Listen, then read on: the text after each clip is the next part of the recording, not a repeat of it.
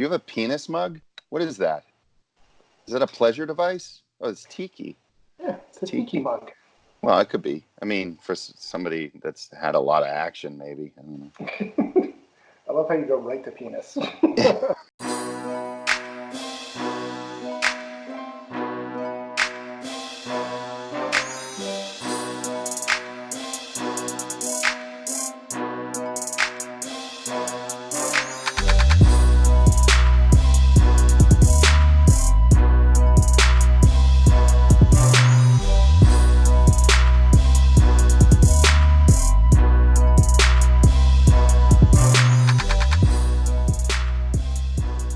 Your visual is spectacular. You're in hacker's mode again.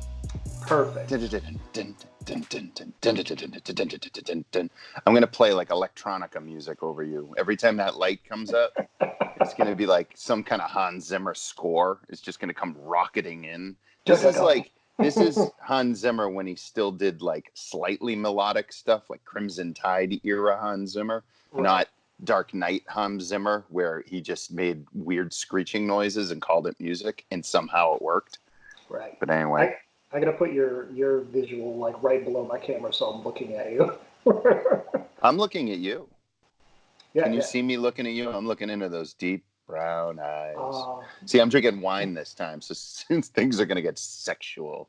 Oh yeah. Especially with tonight's chosen topic, it's gonna be sexual. Indeed. I don't know how they're gonna be so sexual. They're not going to be sexual at all. Not even remotely. No. Not even remotely. Today. It's all over the news. Trump says California's ability to set its own emission standards will be revoked. All right. So I'm going to repeal all the things Obama does. Well, this is actually way, way before Obama. But yeah, this goes back way, like this was 96 or some shit like that. Like this goes back a ways. This is pretty far. This goes back to 83. Oh, are you talking about the California law that he's trying to repeal? The fact that they can make their own laws, basically. Yeah. Well, okay, so right off the bat, let me tell you the problem that I have with this. Dan's been like, I've been doing some reading, and here's what I've got. Well, yes, I have, but. My problem with this is another example of people going, well, Trump is a Republican, but then he's doing something incredibly not Republican-like. Oh, big time. You mean, you mean like all the executive actions that he's taken? Yeah, between all of that and the fact that whatever happened to states' rights? Oh, yeah, I know. Right. A Republican platform used to be about the reduction of government, smaller government, putting the power back into the hands of the states. And this is the exact opposite. This is overreaching.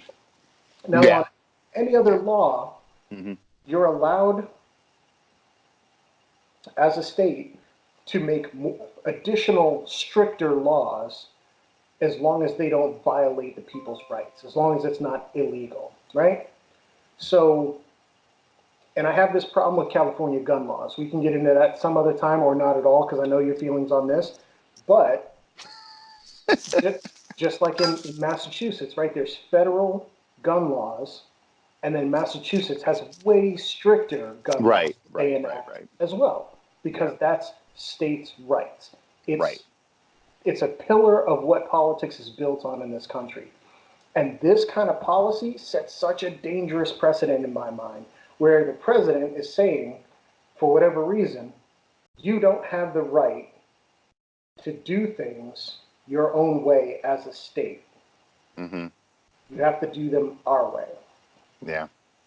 And that's the problem that I have with this. Yeah. What is your issue with this whole... it's just another example of him doing exactly the opposite of what he said he would do on the campaign trail. Like, for me, I mean, which I think it's always been about him, and it's always been some sort of weird personal grudge between him and his predecessor, which I trace back to a press correspondence dinner in, like, I don't know when it was, like 2012, 2014. I don't remember when it was, but Obama basically humiliated him in front of the entire press corps. And ever since then, it seemed like he was hell-bent on getting the presidency. The man did. The man has undone all of Obama's executive actions that were highly criticized by the entire right. The entire time of his presidency. It was a mass consolidation of power in the executive branch, and he was this terrible dictator-like figure to the right. And now suddenly they've voted into office somebody that thinks like them. So it's not the principle of things like states' rights that they seem to care about. It's not that they care about executive privilege or executive mandates. Yeah, it's about flexing nuts. Yeah, it's about showing. We but what can know we? better. Can we? But like, what is this? Just old people like just fucking angry as fuck about the fact that they're old and the young are going to be taking power, and they're just trying to hold on with their crippled knuckles and they're just hanging on. They're hanging on, and they're so fucking angry about every millennial thing that millennials do. It's like millennials don't use bar soap. I don't.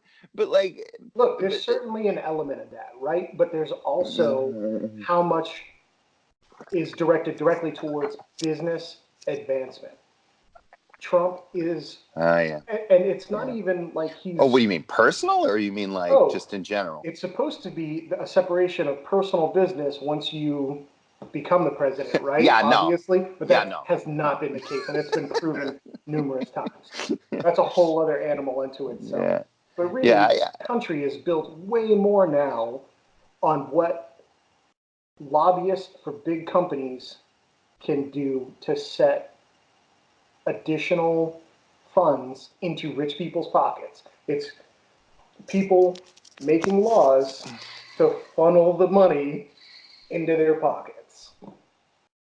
And this all sounds very much the way that I'm thinking about all of this as well. I question whether or not I'm not always a proponent of states' rights. I haven't always been, I should say. I haven't always been, because I think that one of the major advocacy, again, it's the flexing of nuts. One of the major advocacies of states' rights has been like the revocation, or what's the word I'm looking for? The rebuke of Roe versus Wade, right? Like being able to undermine that. So I think I've always taken a bit of a stance of I like federal laws that protect anti-segregation laws. I like federal laws that protect a woman's right to choose.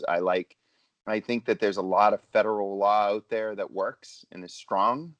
I think that states can have some wiggle room, perhaps, but I haven't liked the way Republicans have rode the states' rights choice, because it always is something to undermine a federal law that they don't like. And in this case, what's happening is they're doing the exact opposite. And it's the same fucking bullshit hypocrisy that both sides give. Well, whoever's in power is going to flex nuts. I like it. Flex nuts. Flex the nuts. I've never flexed my nuts. Yeah, you have. No, I haven't. Yeah, you have. What? How does one flex nuts? It's not a physical. Is it like movement? Like I'm doing it now, I think. Are you just? I'm kind of like. Are you doing male kegels? That's what I think I'm doing. It's like right in the what is that? The grundle, the taint. Yeah, the taint. That like the taint, and I'm like flexing taint. That's not nuts, man. I don't think you can flex nuts. Flexing nuts is. It's metaphorical. It's a metaphor. Are you saying it's metaphorical? It's sort of metaphorical. It's just the name that you're giving when you're exercising your will over someone else. When you're proving that you're the bigger, stronger being somehow. I flex nuts with my children all the time. You're like, look at my big, hairy nuts that are more powerful than yours. I'm flexing. I'm taking the children thing back. You, but I'm backing it up. Backing it up. Beep, beep, beep. Did not flex nuts with the kids. Never showed them big hairy nuts. They're not that big. No, metaphorically. They're pretty hairy. Yeah, you're saying I'm the silverback gorilla. But anyway, you are a silver. So that's essentially what this really is, right? Because, okay, so here, let me go to my resources, because this actually started Motherfucker's got resources. a little while ago. So the Trump fuel economy rollback is based on misleading and shoddy calculations. This was from the LA Times, right? So the fuel based economy, in LA, media bias. The fuel economy rollback basically had there were targets that were set by the Obama administration that by 2025 or 2026, I think Yeah. every vehicle had to be at 50 miles per gallon. Yeah, and that was set in like 2012 or something like that. Yeah. So car makers, as soon as Trump was elected, went to the Trump administration and said, hey, this is not easily attainable. Go to California, because California tends to lead the way on these environmental issues. Yeah, it's the mindset of the folks that live there. Right, and tell them that we want to meet somewhere in the middle. Somewhere in the middle. That we want to roll these back a little bit because we want something that's attainable and not going to cost the average commuter, the average consumer, an absurd amount of money, because not everybody can afford a Tesla. Like, part of the initiatives also stated how many electric cars that you have to sell in a given year and everything like that. It's interesting that the 1% could afford the Tesla, but they don't want to roll back any of these environmental regulations because their businesses would lose money. Irony. Sorry, I don't know. Yeah, it's kind of ridiculous. But you're far too intellectual for me. I don't know how to. I go on gut, okay, kid. I go on gut. I'm a. I can't even. I can't even pretend to be. I can't even be one of those people. I can't even like. But I think. But I do think. But yeah, I mean, like, I certainly. Well, I think that there's a piece of me that goes on gut and feeling because I was informed by whatever media hit me when I was in those adolescent formative years that made me think that, like, the left have some pretty good ideas, not realizing the left or the right, not knowing what it is, but just having things instilled in me when I was a kid that were progressive and not realizing what that really meant. It just seemed right. It didn't seem as though there was some sort of weird, like, leftist agenda in the media that was like brainwashing me, right? Because there seems to be a general sense and a gut, if you will. I'll say gut, but I was making fun of a wide swath of people who basically, including our president, I think to some extent, govern or think with their gut. You know what I mean? They say, like, my gut tells me this is wrong. Now, yes, you make decisions based on your gut, sure. Like, maybe jumping off this bridge isn't a terrific idea right now. We're 40 feet up. I could probably handle 25 feet. That extra 15 feet is going to break something on my way down. That's a gut feeling. Like, I'm not sure the science behind it, but it seems like a terrible idea. Right. That's a gut. That's like the gut kind of thing, right? Or like the hold my beer. This goes way beyond gut feeling, though, because like we're at a point now where like 99.86% of scientific authorities. Oh, you're talking about climate change? Climate change? Agree that climate change is a thing, but our president is like, it's a hoax. And bro, he's making policies based on that. Like, no, he is. Part of these fuel economy rollbacks was him going, it's not a thing. Let's just make it easier for businesses to pump out cars. And the reasoning that he gave behind it, it's that, won't someone think of the children? It's that same bullshit because he's like, well, the average American consumer can't afford a Tesla, so let's roll back all of these fuel economy goals to make it easier for people. And here's how he sells it: to be in newer, safer vehicles. Because now you don't want to be in a tiny Mazda 2 with a 3-star, 4-star, I don't know what they have, 4-star safety rating, right. when you could be in a giant SUV Yeah. that still meets that criteria. Yeah. Like one of the examples that they gave was the F-150. They're like, well, the F-150 manages to do it. Bruh, a brand new F-150 is like damn near 80 fucking K. Is that why they drive like 90 to 95 miles an hour right up my ass on the highway? Or is that just because they have really small dicks? That's more because of the state you live in. It's what, New Hampshire, Massachusetts? I mean, like, I cross the states. I mean, these fuckers do this all the time. What I was saying about gut, I get it. Okay, no, I know this goes beyond. Look, I know that there's real science behind all of this. Look, you're preaching to the choir here, right? What I was trying to speak to a little bit were the supporters that are like gung ho behind the this cheerleaders. Shit. Yes, that's what I'm talking about. The people, I don't know anything, but my gut tells me that's what I'm talking about, and that's what I'm getting at. But then I was drawing a quick parallel. Yeah. My own leftist ideas being instilled in me by like music and entertainment as I was growing up. Like, that's where I learned. I didn't read the newspapers, not much anyway, when I was growing up. Yeah, I had what's that Howard Zinn history book? I took AP history in high school, so I got college credit for history, and so I was a progressive because I learned that, right? Well, that kind of goes along in academia. Yeah, that kind of goes along in academia. There's a lot of leftist leaning. But that's an educated point of view versus an uneducated point of view, isn't it?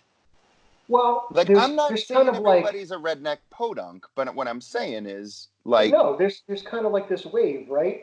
If you don't know, then you're at this sort of level where you think this way. Then you get a bit of education and you think you do know, but you're also given a lot of information by a certain group. So you think you know, but maybe you're only getting, one side of the story. Then you start to like get money or start to see how things work in real business and stuff like that. And then you're like, oh shit, there's other points of view to this. Oh, absolutely. Yeah. Yeah. Now I'm rich and I want to keep my money. It's like, oh, maybe I don't want to be paying 75% of my goddamn money towards taxes so that we can fund people that literally just don't feel like working. Like maybe we need to have a system. Do you really think that there's that much mooching? Come the fuck on. Okay, number one. Do you really think so? Number one. Because I don't. I grew up in the ghetto. I know people that. I didn't grow up in a ghetto, but I grew up in the projects. Does that count?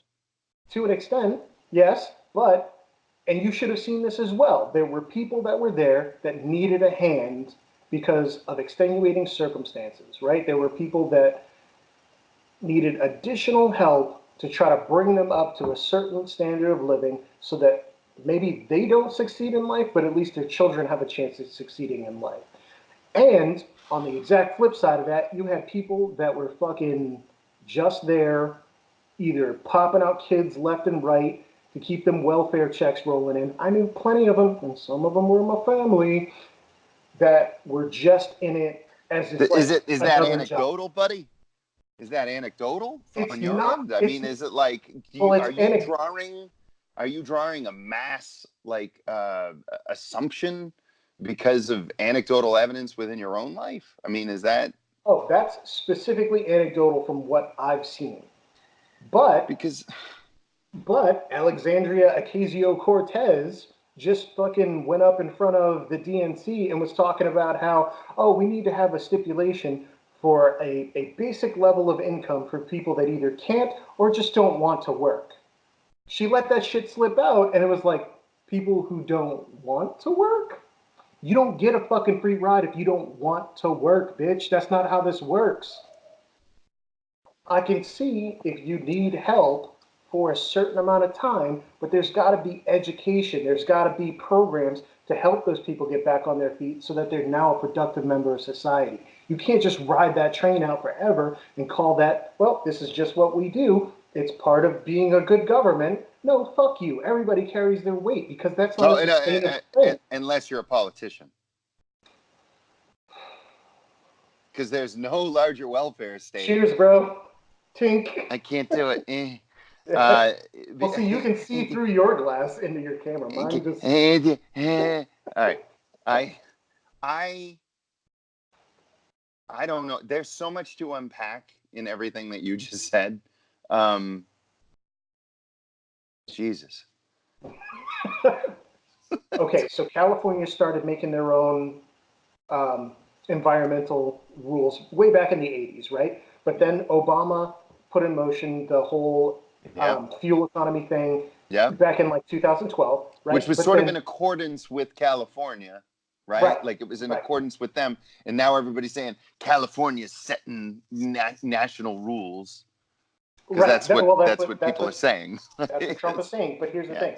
So Trump, of course, he wanted to undo everything that Barack Obama did that was either bad for business or that you got to stop doing. Do we cut to the I gotta tap it. You gotta get the juice off there. It's gonna leave a ring on the table. Use a coaster, bro. Truth juice. Shiny one. I don't have I think I have a whole rack of coasters over here, and I put the thing in. The truth juice said floweth. So he wanted to undo those whole Obama fuel economy mandates, right? Yeah.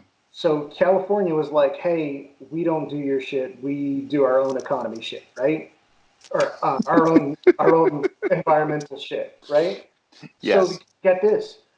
Let's see. What month was it? Oh my God, you were so researched tonight. I'm gonna drink you under the table, and then I'm gonna start shouting. I've been drinking hard. You don't even know, and they're gonna make a screen grab of me screaming at you. It's gonna become a meme. Okay. You don't even know. You don't know. You don't, and they're gonna throw a chair. So back in February, California met with the 4 biggest car makers. It was Volkswagen, BMW. Yeah. Who else? Ford. And Ford. Shit. Honda. And Honda. You got them all right. What the fuck? The dumb one. The dumb one just got something right. No, you got all of those right. All right. So they met with all of those car makers, and they were like, hey, Trump is going to roll back these fuel economy standards. We don't want to fuck with that. Let's make a deal between California and the 13 states that follow California emission standards, and let's just do it anyway. Fuck them. What are they going to do? That's basically what they said. They basically wanted to sidestep Trump's administration altogether. Yeah. Trump found out about it, and all of a sudden... Oh, it's that pissing contest. This is what happened today. Yeah. This is what all this is about. All of a sudden, Trump is like, well, you're not allowed to make rules for the rest of the country because automakers now are going to be like, well, now we've got to make 2 lines of vehicles, one for the rest of the country and one that matches California emission standards, and that's going to be too expensive for us. And this is getting ridiculous. Which standards do we follow, or do we just make the federal one? Like, this is the excuse that's given for us to not fucking try anymore. But basically, it came down to flexing nuts. Presidential nut flexing. Wait. I have it. Wait. It's me. I'm California. And I'm in a Rogue. It's not even like a Rogue Select. It's just a bullshit Rogue with 120,000 miles on it, right? And I'm on the highway in the left lane going about 85. Mm-hmm. And then the president is the Ford F-150 that's going 150 miles an hour. Still getting 34 miles a gallon, though. And he goes, you can't set the pace, mother bitch. You can't set the pace. And I'm like, I am going way beyond what needs to really be happening here. And this motherfucker's like, no, I'll show you. But really what it's all about isn't flex and nuts. It's a little more north. More north of the nuts. It's the little... Stormy Daniels talked about it.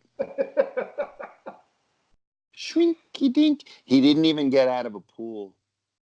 And it's like this, y'all. And I'm going to keep doing this to make you really uncomfortable. Like I have his... Make me uncomfortable. Like I have his severed dick in my hand. And I'm just... Let me just rotate it like a... Can I get... Will the Secret Service come after me if I'm talking about the president's severed dick?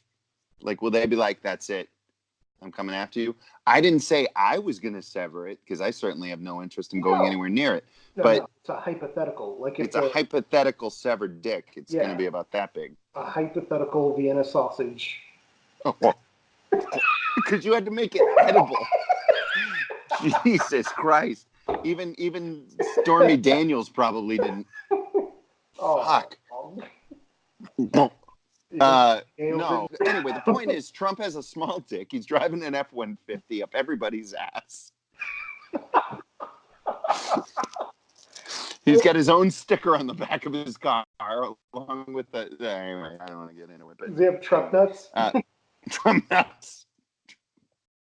I said truck nuts, not Trump nuts. I want Trump nuts. I want that to be a sticker, and I want to sell it to pro-Trump people. Like, are you really into Trump? You're a Trump nut. Just buy Trump N-U-T-Z. Trump nuts. Buy truck nuts and spray paint them orange. And just sell them. Put them on your car. Yeah. Maybe glue a Cheeto to the front of them.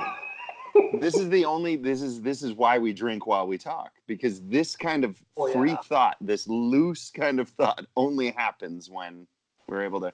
I've derailed all of your intellectual wonderment, which I think is the only reason that you've included me in this podcast, is to do exactly what I've done. To talk about my taint in Trump's little Vienna sausage penis. Vienna sausage penis. Oh, that's what you glue to the front of the orange truck nuts, not a Cheeto. A Cheeto. Oh, an orange Vienna sausage. Forever and always now, whenever I see you. TikTok. If you still want to talk about the pissing match between Trump and California and who has the bigger dick between the two of them, Trump's going to win because he's the federal government. Probably. It seems to be what's happening lately. Right. And he's going to continue to consolidate power in the way that he and all of the right criticized his predecessor because they didn't agree with the policy. The method doesn't matter. You'll criticize the method as much as you want because you don't want to. Oh, I don't have a problem with environmental science. Well, I don't have a problem with gays having rights. Oh, I don't have a problem with blacks being able to urinate next to white people. But conservatives, they have a problem with it. And they don't care about the methodology that's employed. They'll pretend they do because they don't want to talk about the actual issue. Women should have a right to their bodies and to everything else as long as they make it, as long as they ask me first. I think the real problem is when you bring in so much of the religion to it. Like the whole, pro-life, every baby is a baby. The second the sperm swims to the egg, it's a human and it deserves to live type of thing. Look, there's a lot of extenuating circumstances, but really, there's supposed to be a complete separation of church and state. Your beliefs... Anti-disestablishmentarianism, longest word in English language. The minute your beliefs about what the magical sky man tells you enter into the conversation, your point is null and void. He said it, not me. No matter how religious you are, that point is not valid when you're talking about what everybody else is supposed to do. That's not how we run this country. Yeah. At least it's not how we're supposed to. It's not how we did back in the olden days. So you think conservatism isn't, that some of conservative is, you, words don't fit in my mouth anymore. What I see is religion affecting political policy. Oh, I'm sorry. And I disagree with that. And it absolutely has no fucking place whatsoever. Yeah, that whole shit that went down in Alabama. Shit's tax exempt. Yeah, that whole shit that went down in Alabama. Yeah. With their fucking. Yeah. Outlawing. Yeah. Okay. Yeah. All right. Yeah. Okay. Like it's 2019. Why is this even part of the conversation anymore? Look, if someone because old people are still alive, they're not going away, and this is why.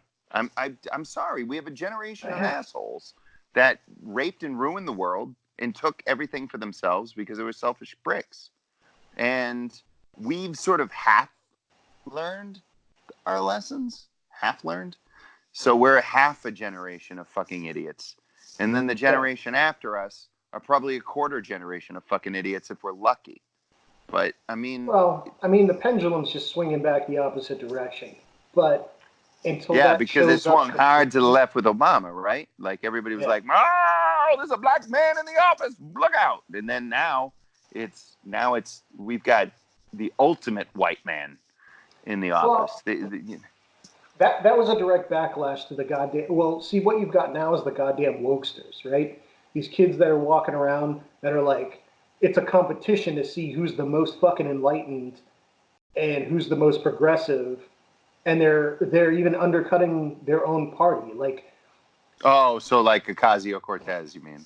Yeah, you're talking about her. Well, her and the whole press corps that's covering like fucking Joe Biden and Bernie Sanders. Like, Joe Biden is the clear front runner for the DNC, but he's being undercut at every corner by his own goddamn press corps. Yeah, he fucking is. Yeah, but he's terrible, dude. He's terrible, but look at his fucking numbers. I'm just talking about pure numbers. That's only because he's a known name. That's literally the only reason. People are fucking rock stupid in this country, dude. They don't want to learn anything. They don't want to look at anything. The reasons behind it aren't the point. What I'm saying is that Joe Biden is the clear front runner for whatever previous reasons, but it's been proven that he's being fucking undercut by his own press corps, who every time he flubs a word or misspeaks about something or uses an older term for something or has a slightly dated idea about something, they're like, oh God, look at this fucking octogenarian. We don't want another goddamn ancient man running the country. And it's like, to a point, I kind of see it. Because when he came on the news and he was like, well, I don't want to make marijuana legal, but I also don't want to send people to jail over it. And it's like, everybody in the world is like, look, motherfucker, pick a goddamn lane, old lady. Mm-hmm. Because I'm behind you in the fast lane going 85, wondering what in the fuck you're going to do about this issue. And you're still riding the goddamn line talking about, well, I don't want to send people to jail for it, but I also don't. Are you driving a Rogue? I'm driving a big an F1. I'm driving a tiny little truck. It's still a truck, though. That's fine. It's just tiny. You know what I want, though? I've been looking at a lot is early 70s vans. Are you going to get a van with a wizard painted on the side of it? Oh, they look so cool. You need something that looks like the cover of a Dungeon Master guide from like 1978. It's so dope. It's coming back. I want dragons and a long-bearded wizard that doesn't look like fucking Gandalf. And a staff with a beautiful gem at the top of it. And storm clouds and a rainbow. Rainbow, but not the gay person rainbow, because you don't need to represent that. It's a fantasy world. Flag. I just like rainbows. Well, you don't want it to be misstated. I mean, it's not that you don't want to support it, but at the same time, this is more about like the support of the fantasy realm. So it could be like a rainbow with a lot of purple in it and like blue. I don't know. Is there a different rainbow? Can you have a different one? Like a stormy rainbow? Stormy rainbow, like a gray and a purple. But would people misunderstand what it is? They wouldn't even understand it. You're like, what is that? Like a rainbow for a colorblind person? Jesus, tits. It's like Gary Gygax's rainbow. I've got a real selective collection of colors in this rainbow. Yeah, it's very, very select because I didn't want to. But then people might mislabel you because you said the crowd is woke. So then they're going to be like, yo, you're not very woke. You should have had it. You should have had a full-on Roy G. You should have had a full-on rainbow in support of the gay community. Yeah, you should have had your full-on Roy G. Biv up in there. Maybe we'll just leave the rainbow out of it. We'll put fire in the sky because that's cool. Probably. Do you remember that dope-ass van I used to have? The Dodge van? It was gunmetal gray and it had black ghost flames. I bought it from No. It used to belong to a radio station. I had to get rid of it though. It was getting a little weird. Like, I bought the van, right? And I was like, oh, this is going to be cool. I'm going to put a back seat in it. It's going to be nice. And then you picked up your kids and somebody called the cops? Sorry. Well, I knew that things were going to be problematic when I picked up the van the first time. Because I had walked around the van and checked out the engine, heard it run, and everything like that. But I didn't really look in the back because it was just an open van. And I was like, oh, well, I'll put a seat in there. I'll put a back seat in there, like you do, because I have kids. But then the first time I went into the back of it and I realized that all of the hardware, like the handles that you use to get out of the van, everything was covered in diamond plate. Oh, all right. No, that's fine. No, it's not fine. There was no handles to pull to get out of the fucking van. Someone had to let you out. Okay, it was that. Okay, all right. Yeah. Diamond plate. I don't know what the fuck diamond plate is. You got to draw a roadmap for me, bitch. I don't know what the fuck I'm talking about. I literally thought diamond encrusted handles on this friggin' thing. I know what diamond plate is now. Yeah. I remember. Everything had a sheet of diamond plate over it. Yes, a sheet of diamond plate. Got it. You either had to get out the front doors of the van or someone had to let you out. And I was like, oh no, I've made a grave mistake. Wouldn't that? Oh my God. I was either going to have to replace all the indoor hardware. Yeah, it was. Vantergeist. Imagine a haunted van. A random dude buys a van. It's haunted by the murdered victims. Like Christine? Of the van. No, Christine was a murderous entity. It went and it murdered people. I'm talking about a haunted fucking van, man. That's great. So the spirits aren't controlling the van. They're just inhabiting the van. They're inhabiting the van, and you've got to solve their crimes. You've got to reveal their mysteries. It could be a fucking show. It's a series. It's a series of solving crimes that have been committed by whoever owns it. It's like Quantum Leap with a van. And it's a really old van. And so you see it through all these different eras.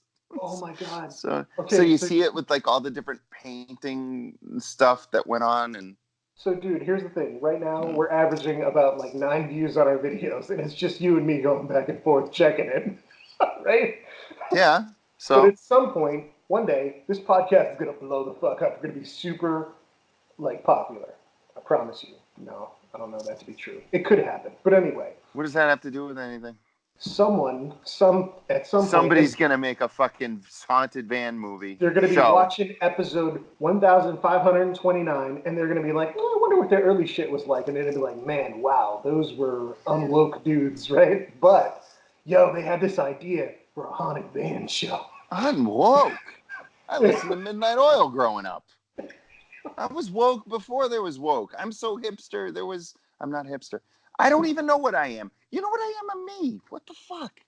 Like, I just know that what's right and what isn't, and it's common sense. I'm making fun of people that have to label everybody nowadays. Everybody's got to be, oh, you're this or you're that or the other. It's like, I completely agree with you. I think that it's crazy that everybody has to label everything. You can't just you can't just be a thing. But I felt that way back in 1989.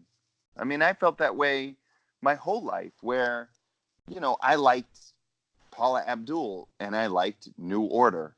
And that was who I was. And that's just what and I remember so distinctly going to the table. What? I'm not gonna try to one up you right now, but I had the Prince Purple Rain 45 that was printed on purple vinyl. Yeah, but see, that's cool now, and it technically would have been cool then, probably. Like, especially now, it's cool. Like, if you say that shit now, people Cool may to me. come on your face. It might be Bukkake land, just so you know. It was But cool I'm to no. me then, but it was not cool to other people then. When was having a cassette tape of Paula Abdul or Kathy Dennis, matter of fact, like, right? Like, when was that ever cool? When was it cool when I could say Too Many Walls was like one of my favorite songs? You don't even know that fucking song.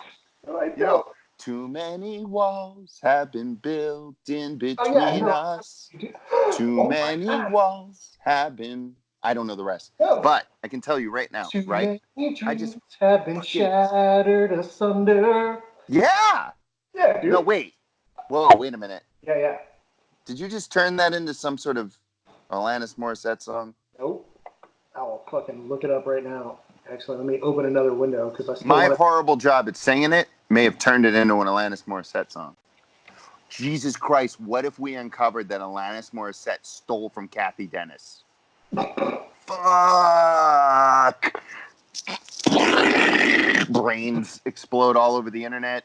Like, we get tons of press. I know the strength is within. Yeah. Listen to that. That's it. That's too many walls. Yes. Too many walls have been built in between us. Too many dreams have been shattered around us. Yeah. I thought it was asunder, but that would have been. That would have been Alanis. If she did it. She would have thrown asunder in there. That would have been. And it would have been the wrong. It would have been the wrong meaning. Because she doesn't know. She's not. That's not ironic. Because anyway, her grasp of the English can we language go back is to the mediocre point? at best. The point is, I sat down at this. I was in the cafeteria. I sat down with the cool like musician kids, and I had my Walkman with me or whatever. Or somebody thought that they would be cool. I remember the guy, Tim Walsh. Tim Walsh asked me. Tell me about Tim Walsh. Like, because Tim Walsh was the coolest guy, right? He was a drummer. Everybody loved him, and he was like, "What are you listening to?" And I'm like, "Oh, Paula Abdul." And I didn't care. I knew it wasn't the cool thing to say, but I said it anyway, and they were all like, you know. And I'm like, "All right, good for you. You know, you had your laugh. Fantastic." See, now we're back at race again, because back in the 80s, if you went to the black kids' lunch table and they were like, "What are you listening to?" And you're like, and you said Whitesnake. What did you say? And here's the thing. Okay, because you specifically said that. If I had said Paula Abdul, it would have been like, oh, okay. Yeah. But because I was like, oh, it's Def Leppard, Adrenalize. Yeah, right, exactly. They're like, what the fuck, white boy? Yeah. And again, being a African and enjoying music of all over the place, not world music though, that fucking shit. That they play like in between. You don't like it when I'm such a dick. You're not gonna like my wedding song. The stuff that they play in between shit on like NPR, like it should be its own genre. And this is the finest tops of the charts in Kenya right now, and I'm like, well, I can't. A lot of stuff going on there. It's fucking marimba. No, I'm sorry. Where was I going with the point of that? Did you have to? Avoiding labels. That was what it was. Oh, okay. Like I didn't have any interest in labels. I wore jeans. I didn't wear like all my friends were like me though. They were all very individual, and we didn't really let our music or our interests dictate how we looked. You know, I feel like you were a similar kind of guy. You know, and I think that I really liked to blaze my own trail because I didn't. There were too many people that were like, "Oh, you've got to do X in order to be cool," and I was like, you know what? I don't like X, and I don't like spinning my wheels trying to fucking impress you. So I'm gonna just do my own shit, and either you get on the train or you can fuck right off. And that actually worked for me. I had a group of friends that were of the same mind. Yeah. And we just kind of did our own thing. We would, you know, you'd watch fucking Top Gun 1,000 times, and you definitely watched Top Gun 1,000 times. Who didn't watch Top Gun 1,000? I didn't. I played Top Gun a zillion times. I have somewhere. I have this memory. I don't know if this is real. Top Gun? Like Top Gun. It was a Nintendo game. Yeah. It was an NES. Okay. It was an NES game, and I played it like a zillion times, and I won it a bunch of times. I actually took a photo on a film camera of the like final screen because I was so proud of myself for winning. And I may have recorded it. There may be an audio tape somewhere, a recording of me winning Top Gun. The NES. Anyway, I did not watch the movie that really much at all. How do you feel about the sequel? You know what? I'm going to reserve judgment until it comes out. Ooh, you are so woke.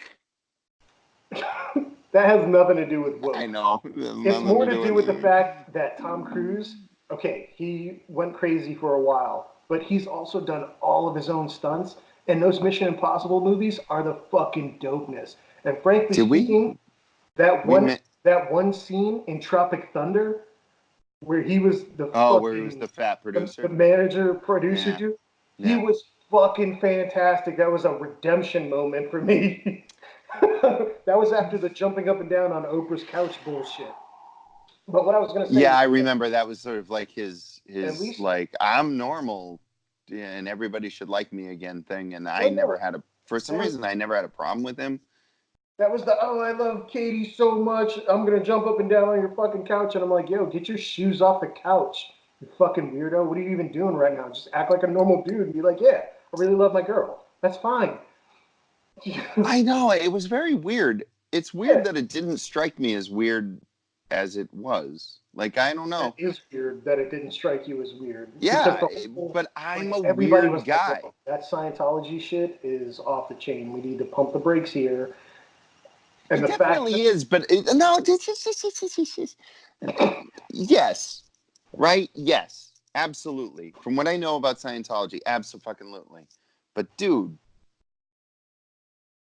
Catholicism, it's really fucking weird. Are we gonna go back down the fucking Catholicism thing again? That was like the underlying theme last week. Yeah, but it was, but no, I'm just saying, why omit other weird ass sections of religion when, yes, I get it. Scientology was based on a dare, essentially, right? It was Heinlein and Hubbard were in it was like a bet between the two of them, right? Create a religion, right? Shit. And right, people but the newness of it doesn't change the fact that everybody's just basing their faith on stories, on conjecture, and for whatever reason in Cruise's life, whatever it is has worked. Now maybe there's some shady motherfucking shit that's going on in the background. I can't really say. Leah, how do you say her last name? Remini. Leah Remini. Very, very attractive person. Do I need to say that? I don't know why I needed to say that. Not woke. It's kind of a known. Not even remotely woke in the area of that. It's not even a variable. That's you're like Leah Remini? Oh yeah, that's X equals X. Obviously she's hot. What was she doing with Kevin James? Was it King of Queens? Was that their show? Yeah. I never watched the show, but that was Kevin James, and Leah Remini was his wife, right? Yeah. Personality goes a long way. Dude, that whole Hollywood trope of the dude that gets the girl fat, the out of shape. I'm not going to use fat, but the out of shape because I'm out of shape, and I got a hot lady, so I am that trope. Anyway, the point being, I lost it again. Scientology to me is not any screwier, honestly, than the ancient texts of Catholicism or anything else that people, and then they nitpick the things that they believe in that they don't believe because it's a big book. The Bible's a big book, so they can pick and they can justify their prejudices. Yeah. They can say, "Oh, you know." So anyway, yeah. Dude, it's all about tribalism. It's all about tribalism, right? You want people to believe in your specific formula for what you're supposed to do to succeed or to go someplace better. It's like, look, life is full of... Xanu? Is that what it is? Xanu? Xanu is gonna... Is and that... Look, or is that the Mormons? I don't even know. The Mormons have Xanu, right? No, that's the Scientologists? Yeah.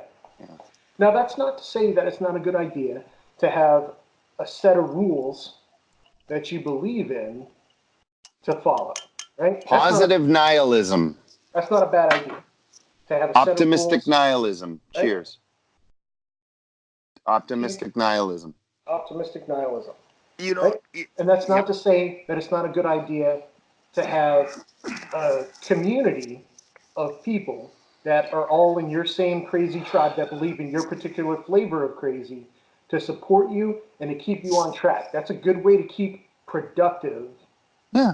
No, I've been down with the positive aspects of theology. Absolutely. Yeah. At any time in history, that's been a common theme of, well, until you get to the real like secular extremists that all of a sudden they're like, okay, it's great for all of us to be working towards one specific goal, but also our goal is to destroy everybody else's shit. It's like, now you're fucking it up. Bruh. You were doing so well. Now you put the hat on backwards. You walked into the club and you thought every girl wanted to talk to you. But guess what? No one wanted to talk to you because you were drinking, peppermint schnapps and your hat was on backward.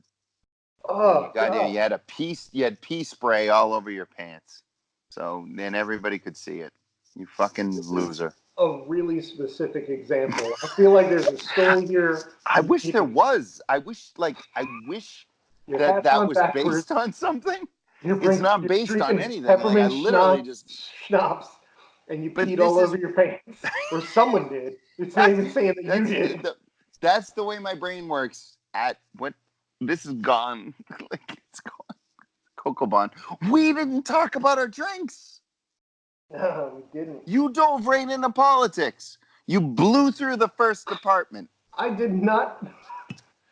You went right through it. I did not dive We had into rules, politics. And you just destroyed our own rules. You're California. I'm Trump, and everything is wrong with this world. We don't have rules. We have a loose set of guidelines. The 4 people that watch this show. They're going to be so disappointed. The 4 people that watch it are going to be so disappointed in you, not me. Okay, here's the thing. Because I'm upholding the rule of law here. Okay. I drank Cocoa Bond, which is a California red blend, which is relatively inexpensive. Usually, it runs you around $10. Nice. It sounds divine. It is so fucking delicious. But I am flavor profiles. What do we got? Drunk off my ass. What do we got? It's got. Sorry. Wait. Get it in there. Get the beak in there. I got it. I went to the beak. It's got a pug nose. I got a pug nose, so it's tough for me.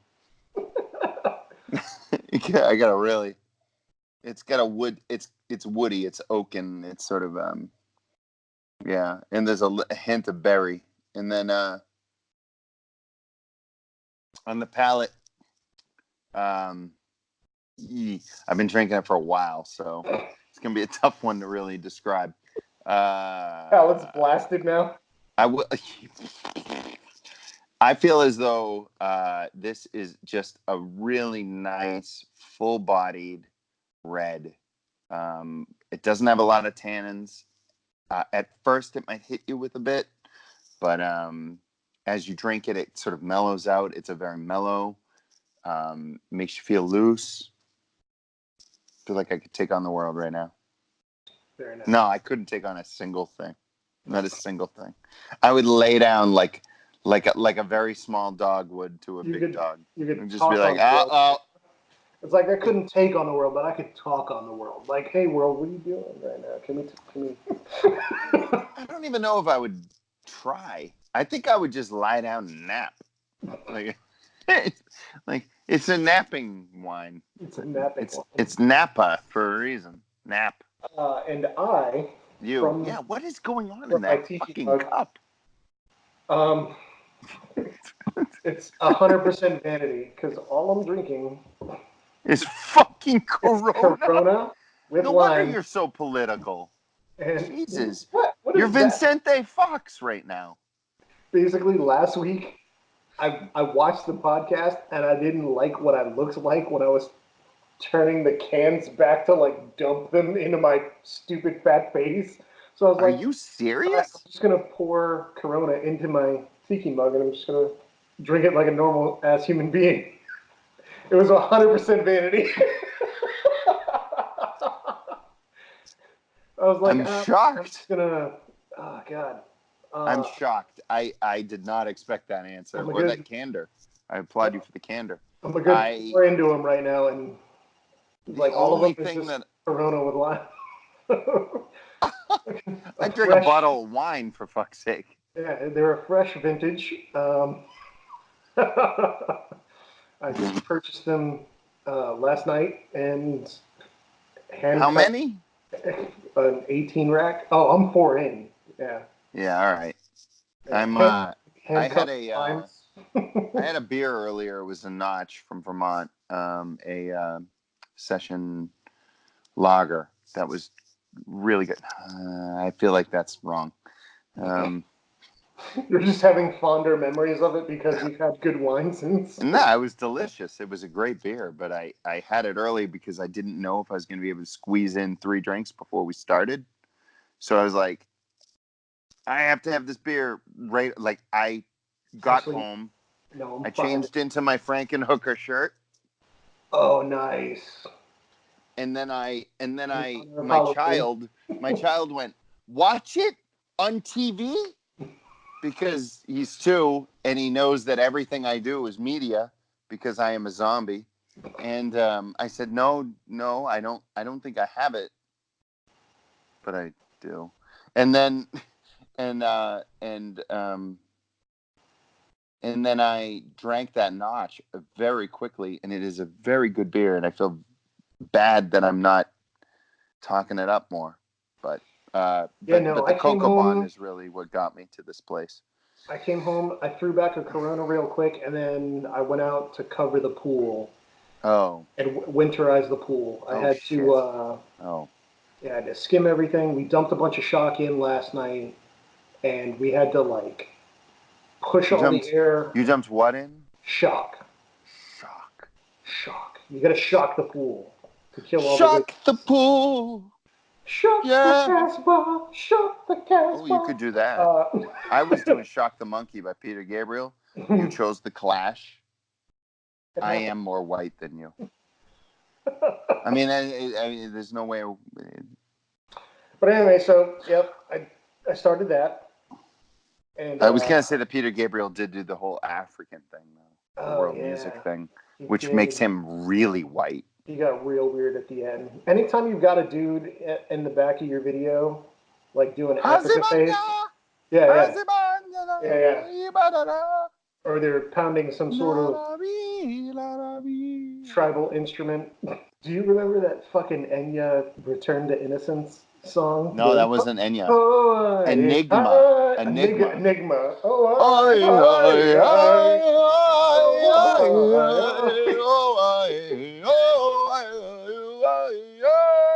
Yeah. That's the one. Yeah.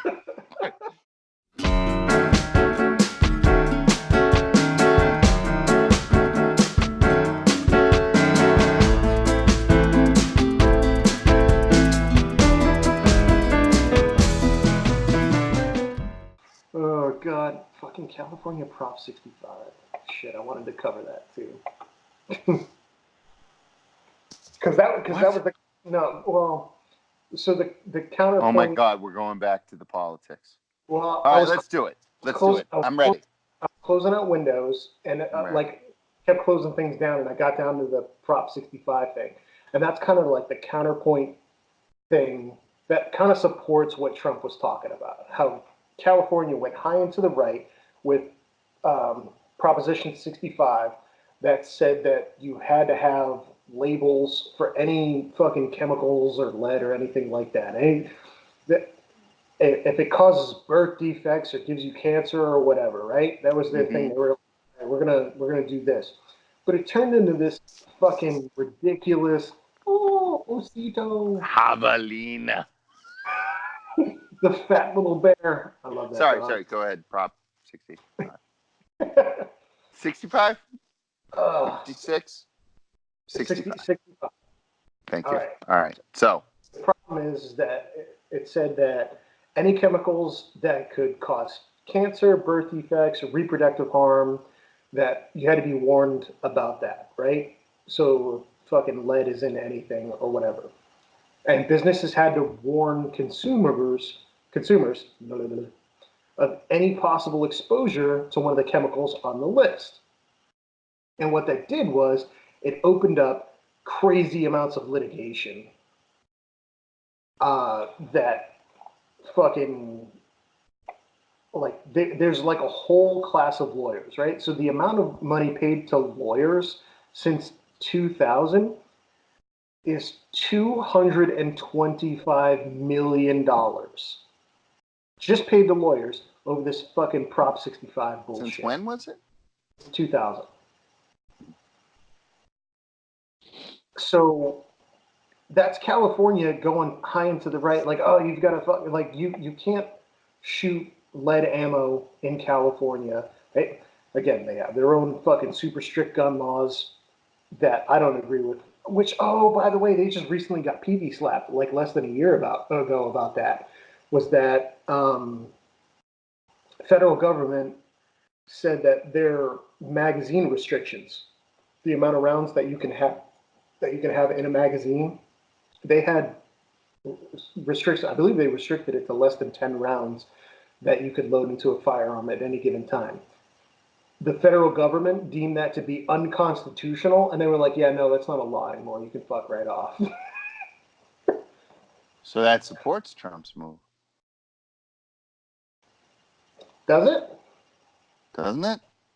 I think it's apples to oranges, but oh, I think it. But that's me personally. The way that I see that is that you have a Second Amendment right, and anything that restricts that is illegal. Now you can make more strict laws. Like, say you have federal laws about drunk driving. You can't drive drunk, right? But if the federal law says that you can't be above a 0.08, a state can say you can't be above a 0.06. We think it needs to be a little bit safer.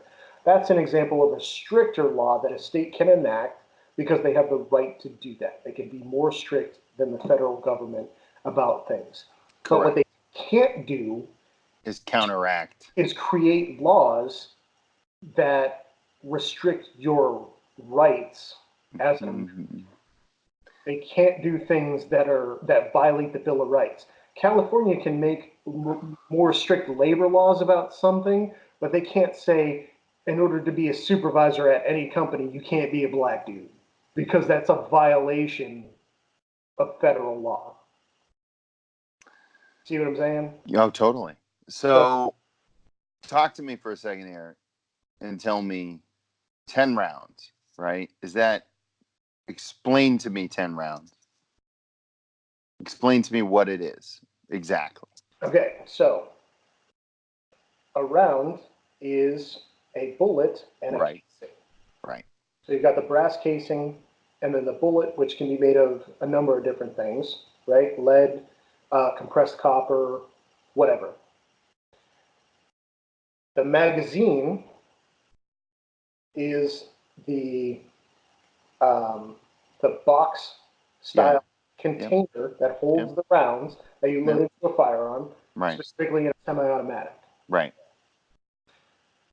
So California had restrictions on how big your magazine could be, the capacity of the magazine. Yes.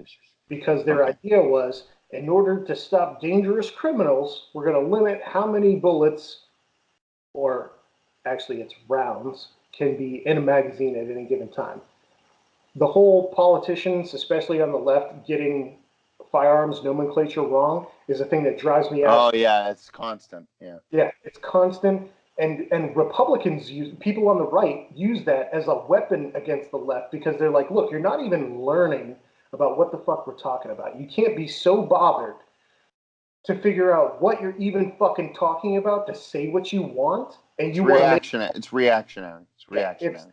And it's the worst part about it is that it's a fucking legitimate argument. It's like you can't be so fucked as to learn about what you're talking about. And you want to tell me what I'm supposed to do? You don't understand a goddamn thing, and that's a problem. If you're not going to learn what you need to learn about a topic, you don't get to weigh in on it. If you don't educate yourself on how to solve a problem or how to make something safer, you don't get to be a part of that conversation, in my opinion. Yeah, they're not spending the time and learning it. No. So what do they do right here then? What would be the right move there? As far as the California thing, or as far as let's just go with that. Let's keep it on the periphery. Yeah. Let's dance around this. So California has additional restrictions that they place on what kind of firearm that you can have and the features that it needs to have. They want it to have a number of different safety features and things like that. Is that sensible, or is that it's just the fools writing this legislation? You just feel as though they're trampling on your constitutional right to defend yourself, basically.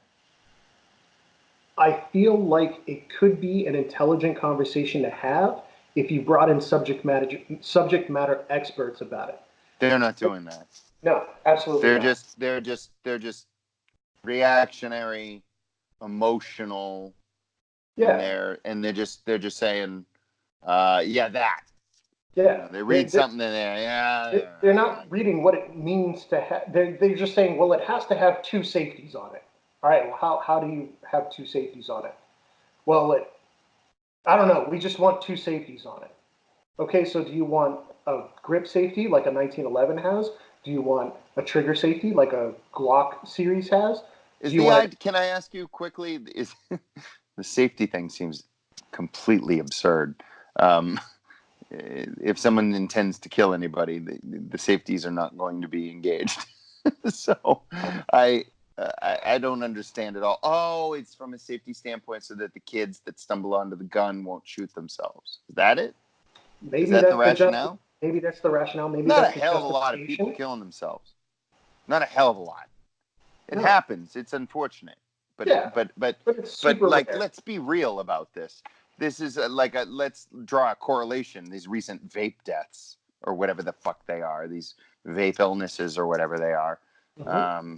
I fucking hate vaping, but and I know we kind of wanted to bring in a subject matter expert to discuss this, but we're actually doing that next week. All right, well, great. We can talk about it then. I'll be real quiet during the whole thing because I know nothing. No. But I mean, like, I'll probably talk about Delta Force because it's unrelated. But I'll find a way to draw Hal Needham's action pictures into this because I've got to insert myself into the narrative because I'm a white man and I got to make my shit known. But like going back to the whole gun thing and the double safeties, you're not going to be really saving all that many people from like mass shootings and shit. That was a hypothetical. And here's the thing. Like they were talking about a number of things. So one thing that they did enact was that there was a restriction on magazines, right? So say you have an AR platform, and normally the AR platform comes with M16 magazines, the ones that have a 30-round capacity. And they were like, well, that sounds like way too many. Make it a 10-round mag. That sounds like way too many. That was the sole justification behind it. If you've got 30 rounds in a magazine, you can kill way more people, right? Except for the fact that I will literally go get my AR and show you how quickly I reload. Yeah, right. Yeah. It's fucking absurd to say, well, you can only have 10 round mags. I can reload a mag nearly as quickly as I can accurately fire a 30 round mag. It's Is it harder to? Can I just ask? I mean, an absurd hurdle that makes no difference whatsoever. Yeah. A 30 round mag, is it harder to reload a 30 round versus a 10, or is it the same? It doesn't matter. Literally the same. It's literally the same. The 10 round mag is just a bit I thought they might catch themselves in their own bear trap, is what I was saying. But no, it's just these like really stupid. We don't really understand what we're doing, but we're going to enact something to try to make it feel like we're. It's pandering to your constituents. We've got a bunch of people on the left that are saying, well, 30 rounds sounds like a lot. All right, well, what if we make them carry 10 round mags? Because that seems like it sounds less scary. And these people who don't know any better go, yeah, let's make them do that. But that sets this precedent that says you have a right to tell me you're uncomfortable, so therefore my rights don't matter. Mm-hmm. And that's seriously That's always where you come in. You're like, my rights don't matter because you're uncomfortable. Yeah, that's not okay. Now, you read the Second Amendment the way that the NRA does and everything, right? You read it that way. You read the Second Amendment. That is a tough amendment to read. I don't know if you've seen all the fucking commas in there and the fucking weird grammar that's been employed in that, but fucking grammar experts have a struggle with that goddamn thing. That is a fucking weird sentence. It's a hell of a lot easier than fucking Shakespeare, I'll tell you that. It's pretty Nobody's basing legislation on Shakespeare. No, nobody's basing legislation on Shakespeare, but what I'm saying is, okay, English used to be like this way back here, right? And then English was like this when the Constitution was written, and English is like this now. This is still pretty fucking There's a lot of the Constitution that stands pretty straightforward. That amendment doesn't. That amendment is a strange-ass amendment. The right to keep and bear arms shall not be infringed. That's pretty fucking straightforward. As a militia, though, right? Yeah. You know what? I can bring up the exact wording right now. You don't think that they intended people to be able to band together as a militia and be able to defend their interests if the government became tyrannical? You don't think that's what they were doing? That's literally what it was created for, to be able to revolt against a tyrannical government. So you and your AR-15 and everything else are going to be able to defend your land against the goddamn drones and bombs and everything else that's going to happen? Okay. You're going to be able to do it better than without. That's for fucking sure. So, I mean, if you have it. Everyone forgets to take in a bunch of factors into that conversation, right? So for one, you're assuming that everyone in the military would follow through. Who are our citizens. We have a volunteer military force. Nobody's drafted, and it's not some fucking German SS type of thing. Yet. You have people that volunteer to defend all enemies, foreign and domestic. And you're going to tell me if we have a tyrannical government that our own military would just blindly follow orders? We were taught. As a Marine, I was always taught that you follow legal and intelligent orders. Laws change. Perspectives change. If you're ordered to fire on American citizens, that's not a legal order. Wait. Back up. Here's a good one. Just because we call someone fucking a domestic terrorist organization, which, by the way, fucking the leftists in San Francisco tried to do. They did that with the NRA. I know. Yeah. The NRA, we're going to call them a terrorist organization. I know. You've got fucking veterans. You've got active military. You have law enforcement. You have good, hardworking, law-abiding Americans. And you're going to call them a fucking terrorist organization? That's hardcore. Eat a bag of dicks and jump in the ocean. You're fucking wrong.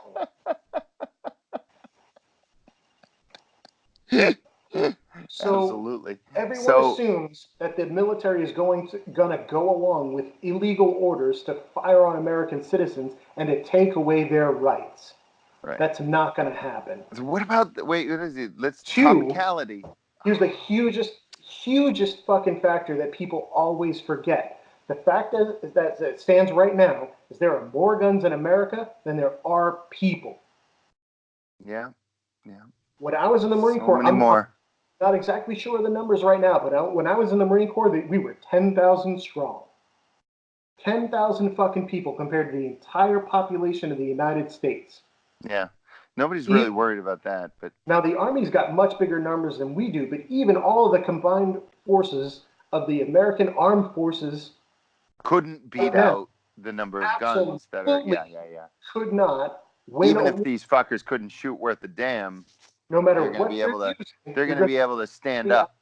Okay, I always thought that numbers would win out.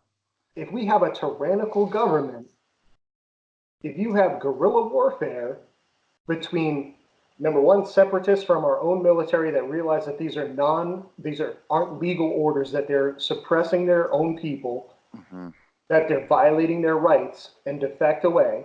Nobody's going to be able to control those powerful weapons that they do have. All the veterans, in line with all of the people whose dads just taught them how to shoot. You're going to tell me if this government decided to all of a sudden become fucking Iraq under Saddam Hussein, that would just roll on through and be okay? You think that would be that obvious a change?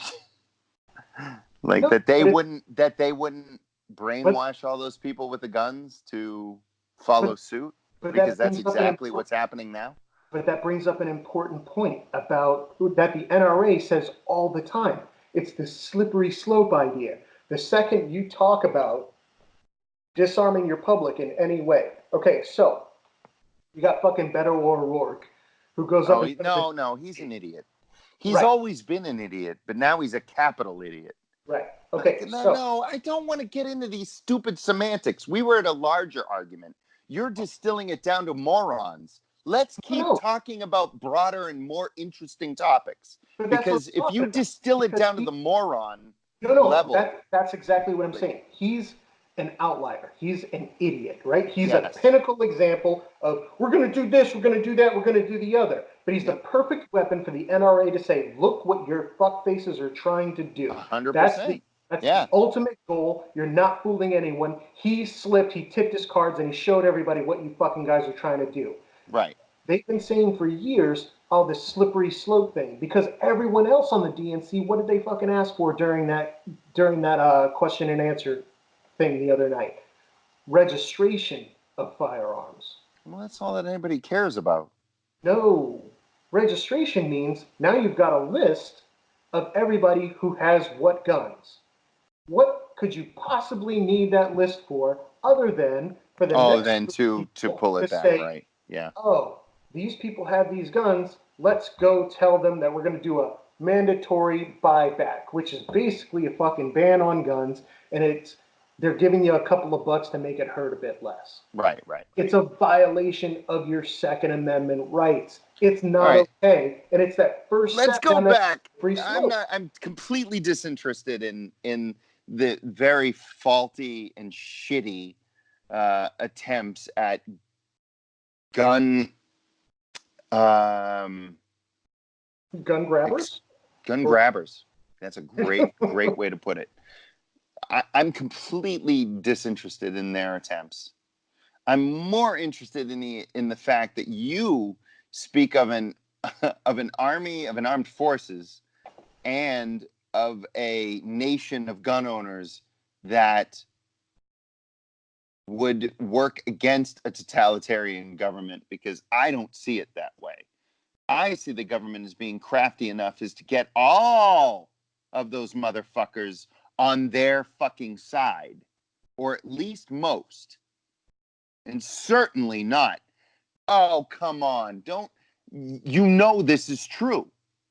That the majority of the folks that are out there that look at a fascist government are going to look at this and say, abso-fucking-lutely, yes, let's kill the fucking lefties.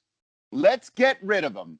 They're trying to trample on our rights. They're trying to stop us from owning our weapons so that they can destroy our lives. And they can own us. But who's doing that right now? Who's doing that right now? Is it the rightists that are going, these fucking lefties, drown them in a river? Or is it Antifa going through fucking crowds, busting people's fucking faces open, and then, get this, not getting arrested? Calling for violence and not getting arrested. Who's doing that shit? Because Trump does it. He calls for violence and doesn't get arrested. Because he riles up his crowds. He gets his base going. It absolutely 100%. It's on both sides, kid. Oh, there's people calling for action on both sides, but there's people now. But one part of it has the fucking power. But no, one part of it is moving the entire country toward a direction of fucking intolerance.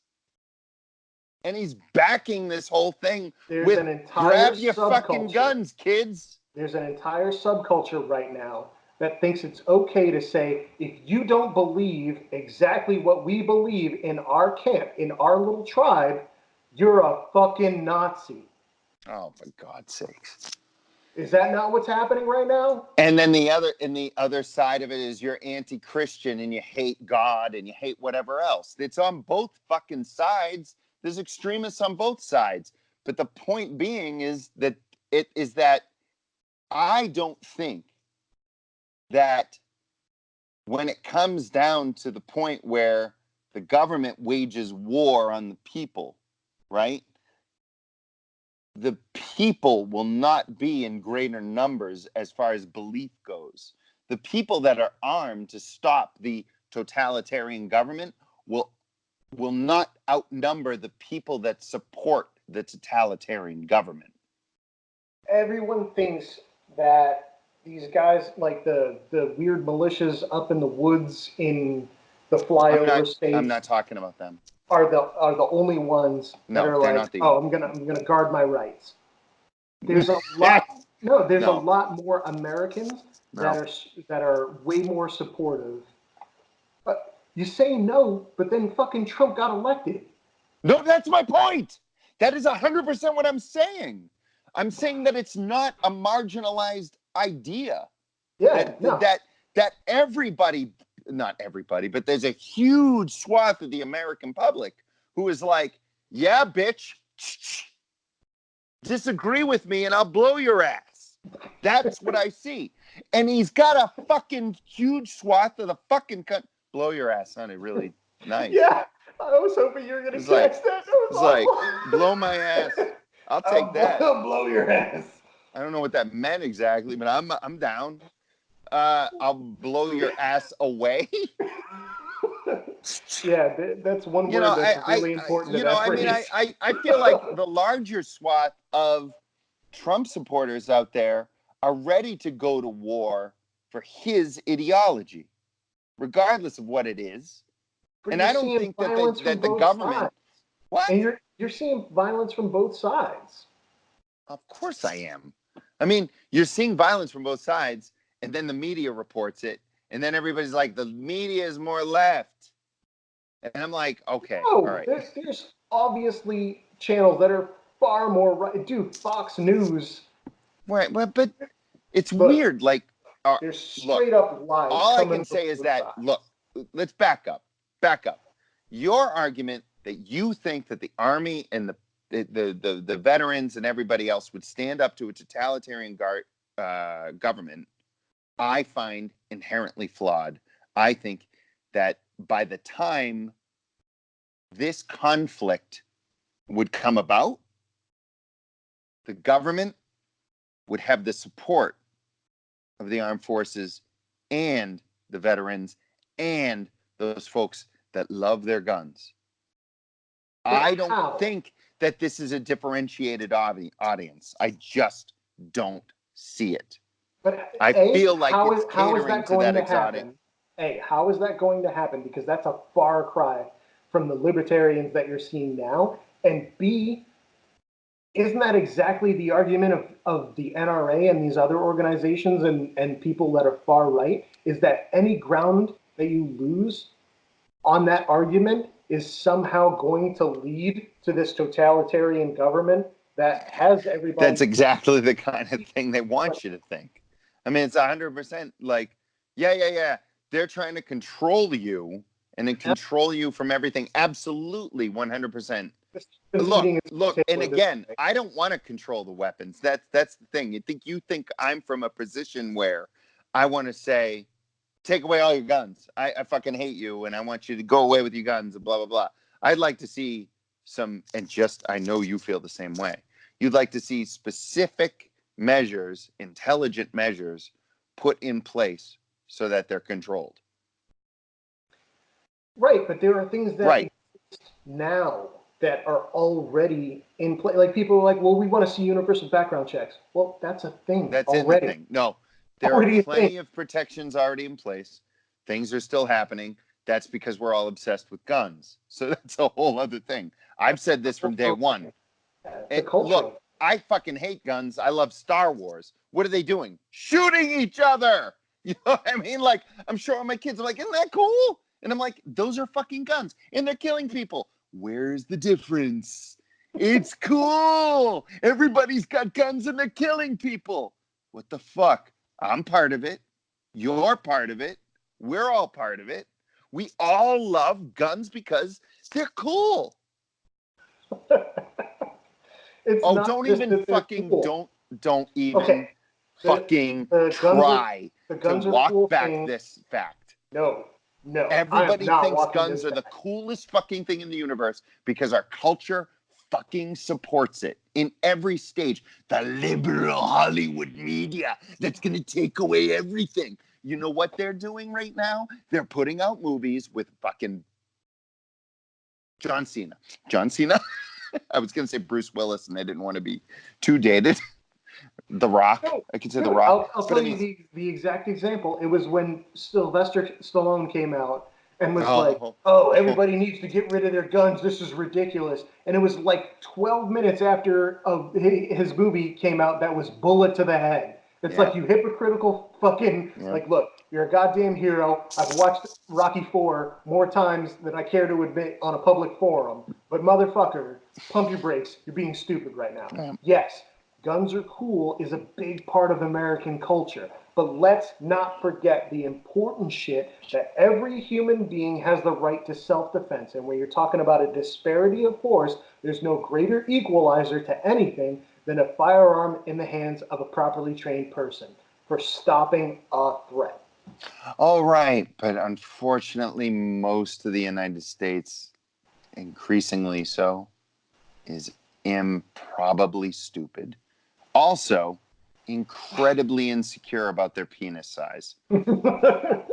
So you've got an issue, fundamental psychological issues, and access to weaponry that they can act out on. So, it's like, but I don't understand. Fine, I don't care because most of them fucking just hurt themselves. So I don't. There's a disproportionate amount of shootings here. We have a tremendous population. We're very big. It's a very big country. I'm talking like Trump right now. It's tremendous. It's very big. Tremendous. There's going to be a lot more tragedy here. It's going to be more widespread reported. The media may have some sort of slight bent toward the left because they're educated. So it depends on the media. I mean, movies, fucking Hollywood has definitely got a left bent to it. It's got a left bent to it, but they never mind everybody shooting each other and blowing things up. So they don't care. Yeah, then it's okay. I'm sorry I'm turning away from the camera. I'm just looking at the liquor cabinet. It's beautiful. To decide what I want.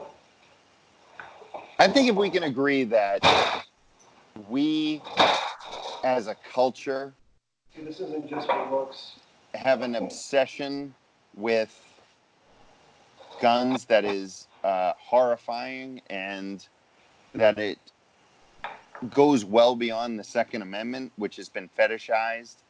I think that we can agree, you and I, Dan, we can agree that people need to walk that shit back and think more intellectually about the purpose of this all. we can't just say like, yeah, everybody has a gun and woo woo woo, and then like bang bang bang, and everybody's shooting and it's awesome and everybody's great. It's more like we have this for a reasonable purpose. We train our children for the reasonable purpose to keep our government in, and we educate our children that way. It's not just that guns are cool. We both see so eye to eye on that. I'm such a huge proponent. See, this is what I just fucking said. Fucking said we can see eye to eye on this. Right. I'm a huge proponent because if you think about it, if you went back to even as late as the late 70s, it was hard to find a high school that didn't have a shooting team.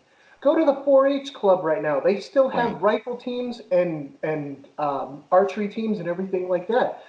Firearms safety and marksmanship was such a big part of the culture. It's like a fucking tool. And education of this country before. It's a trade.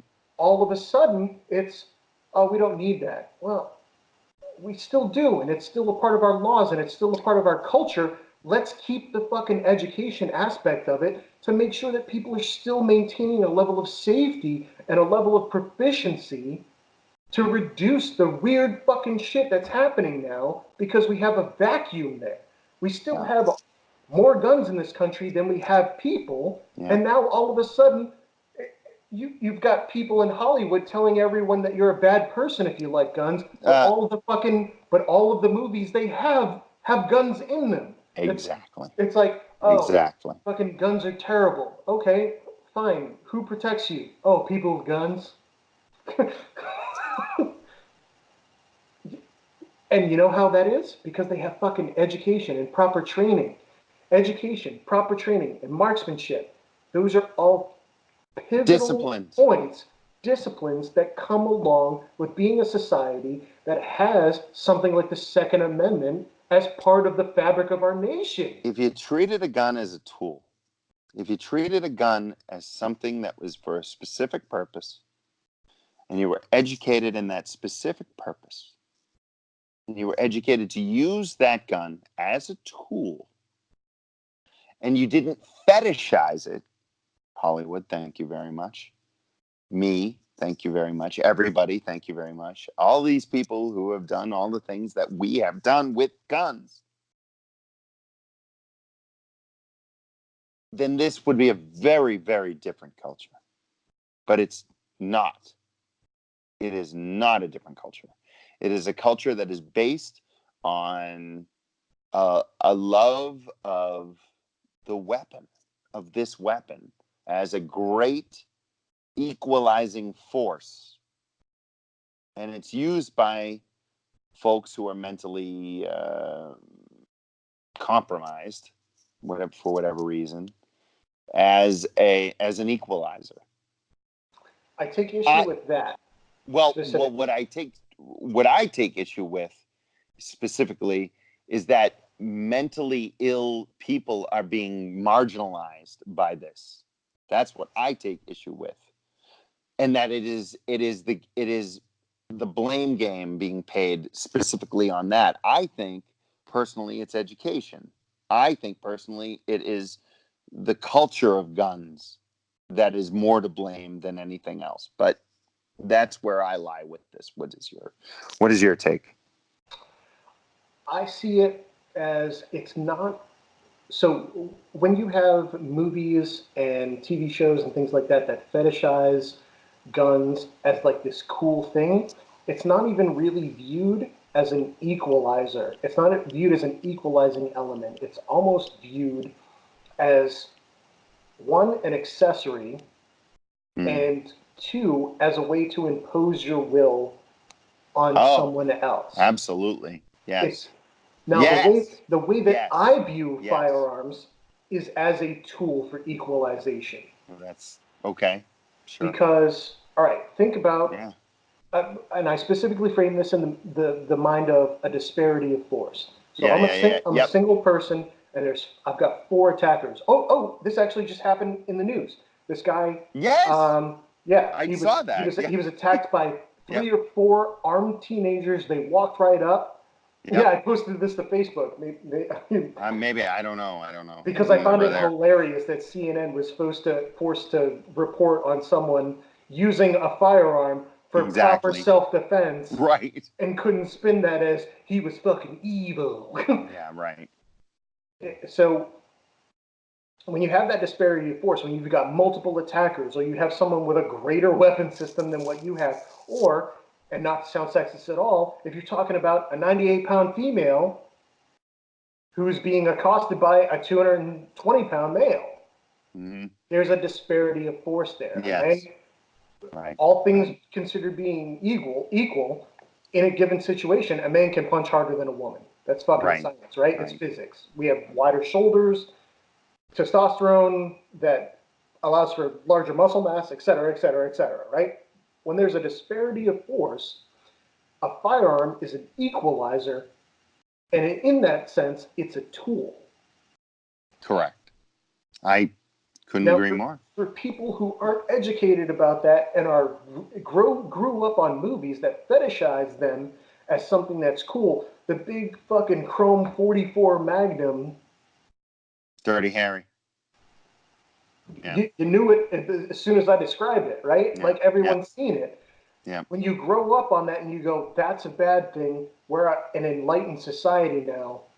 We don't need those things anymore. We've got police. Okay, the problems that you have, especially in rural America, is police response times are fucking anywhere between a couple of minutes to a couple of fucking hours. Yeah, right. 911 is a joke. Sorry. Number two, we've got a huge problem in this country right now with racism in the police force. Now, do I think that it's more of a problem now than it used to be, or whatever? I'm not going to get into the specifics of that. That's a totally different conversation. Yeah. Right now, the problem is being highlighted, especially because of social media and everyone having a cell phone and they're recording everything. Anytime something seems to be racially motivated, it's being posted immediately. You can go on Reddit and go on Bad Cop No Donut and get lost down that bitch all day long with fucking police that are acting, whether it's racially motivated or not, in an improper manner, whether due to lack of training or prejudice or they're just fucktarded and they wanted to get into a job that allowed them to exert their will over other people because they felt like they didn't have enough power in their lives already. That was the only way to accomplish that. Right. Those are the bad apples in a bunch of really great people. I know law enforcement officers. I'm friends with a lot of people on different levels. Yeah. From local police departments, my buddy Tony, right over Schwa, all the way up to guys that are, in federal alphabet agencies and stuff like that. It's a very difficult job, but you've got bad apples that are spoiling it for the whole goddamn bunch. Yeah. I agree with this completely, just so we're both clear. I'm on the boat with you here. So we're riding in the little speedboat in an ocean of turbulence together.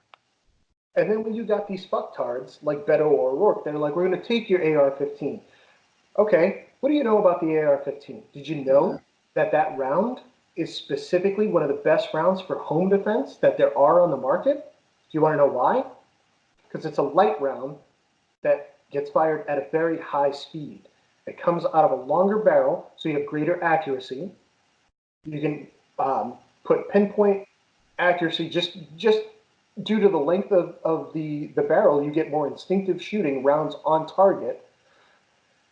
And the fact that it's a smaller, lighter round that's moving at a high velocity, once it hits its target or once it hits a barrier of some kind, it has a tendency to tumble, and therefore you don't end up with over-penetration.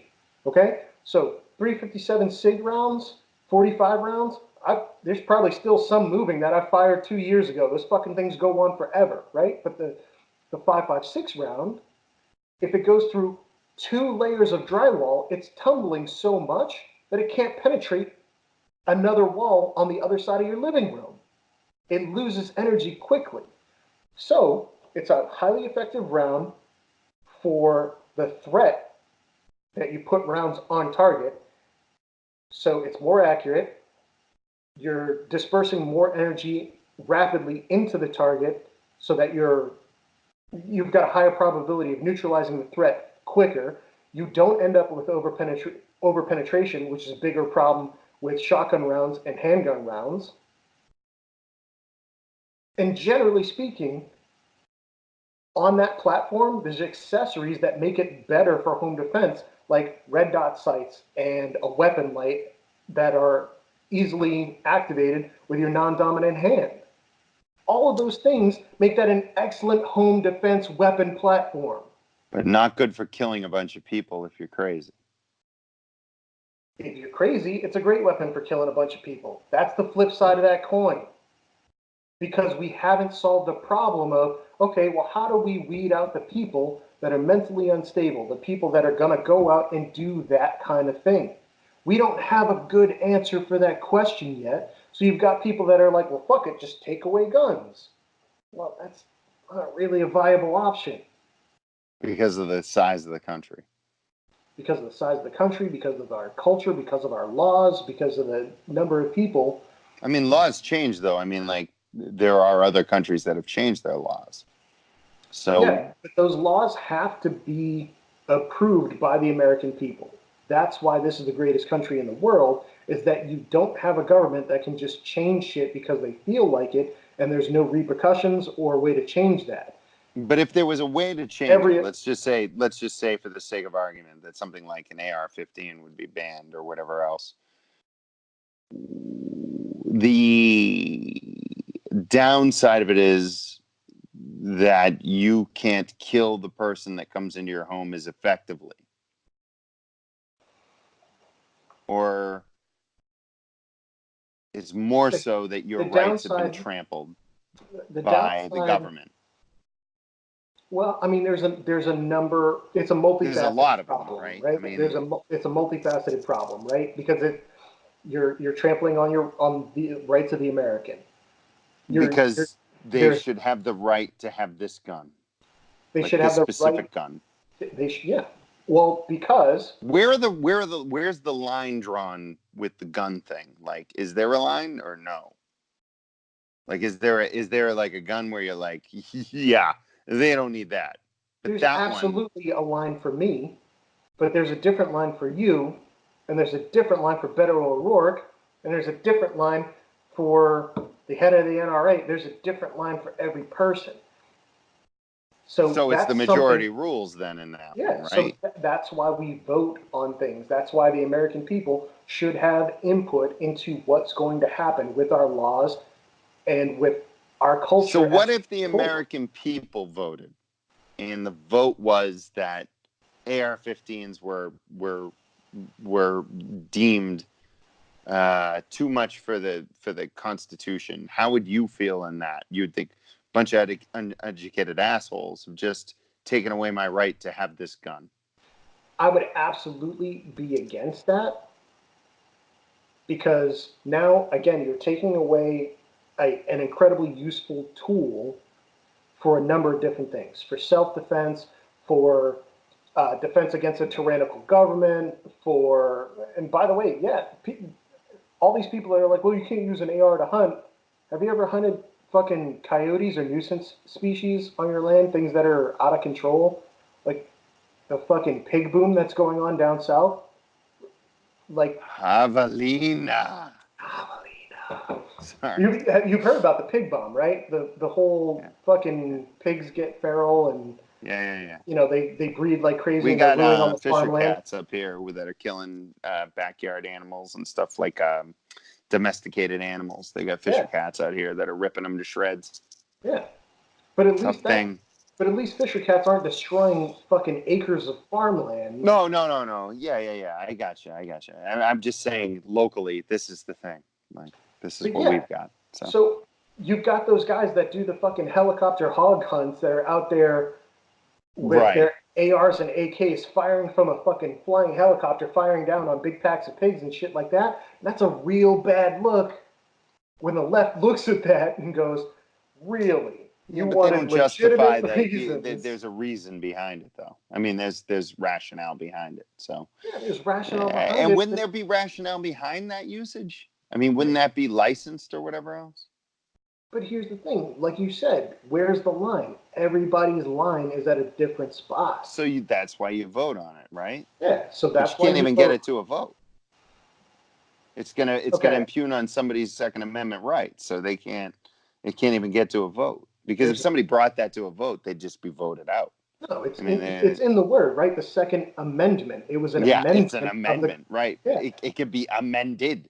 Yes, it can be amended. It can be. Yeah, I'm just look. A lot of this is devil's advocate. So before you want to take off my head with an AR-15, let's back up.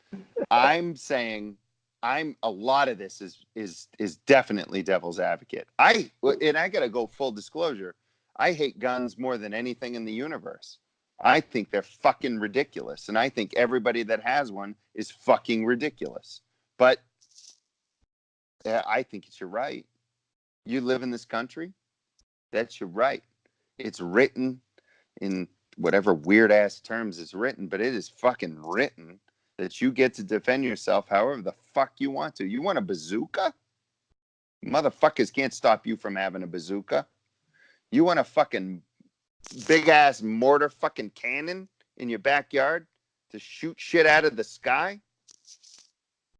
Shit, I got nothing.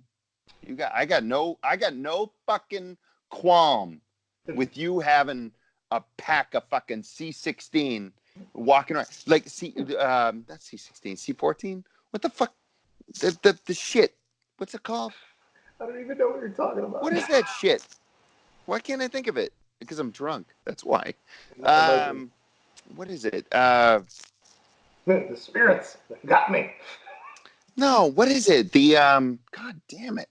C4. Jesus Christ. C4. C4. You can walk around with that. Why can't people walk around with that?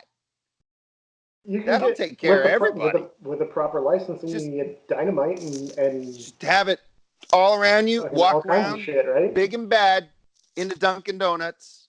Big and bad, ordering your coffee. You got a fucking thing of C4 wrapped around you. The cops would be all over your shit. They'd be all over your shit. You're like, I'm defending myself, bitches. Anybody comes up, fucking threatens me, I'm taking out the whole fucking block. Nobody's gonna fuck with me. That is self-defense, self-preservation. Right there. And that's someone that's drawn a line at a very way off. Yeah, it's a very particular spot. But I'm just saying. Look, I look at that, and I was at a Dunkin' Donuts with Justin like 4 years ago. He was like 3 or 4, you know. And some guy walks in, and he has a fucking big ass fucking gun. Just and sorry, Dan, I don't know which one it was because I don't give a shit. It was a huge fucking gun. And there was no reason that I could see that this motherfucker was walking with this gun. Why did he have it? Why did he need it? Was he really going in Dover at 8 a.m. on a fucking Sunday morning? Was he gonna get attacked? He was walking around because he had a little dick. Bro. Okay. Bro. I said I wasn't going to get into this conversation with you specifically because of this, but... Yeah. Okay. I know. My personal discomfort does not matter against your rights. I get it. I fucking get it, Dan. I get it, all right? There's these people I am there. I understand it fucking completely. I fucking get it. My discomfort does not trump your fucking rights. It doesn't change the fact that I'm really fucking uncomfortable. That I don't like the guns. You can be uncomfortable, but here's the thing. Shootings have happened in restaurants. They've happened in churches. They've happened in fucking specifically Walmart. In churches for a reason, right? There's reasons for it. Okay, what's the reason for them happening in Walmart? Wait, what? There was one in Walmart? I don't even know this one. Yo, shootings or attacks of... I literally just watched a video a couple of days ago of a woman that walked up to a child that was with their parents, took a knife out of her purse, and just straight up cut the child's face. And the parents were like, yo, what the fuck just happened? A little bitty child, a fucking 4 or 5-year-old walking with their parents, and she cut her face with a fucking knife. For what reason? There's no goddamn reason for that. Was there a reason, though? Of course there's not a reason. That person's mentally unstable, but things happen. There are fucking dangerous people out in the world, and those things can happen at any fucking time and any fucking place. And the greatest target for those people are these gun-free zones, okay? Look, you say, what fucking reason do you need to have that gun on your head? I'm telling you right now, unless I'm drinking or I'm going to a place where I'm legally not allowed to have a firearm, I'm armed at all times, Jason. Big ass gun. Big ass gun. Not a little pistol. I carry a Glock 21. It's a full-size 45 caliber.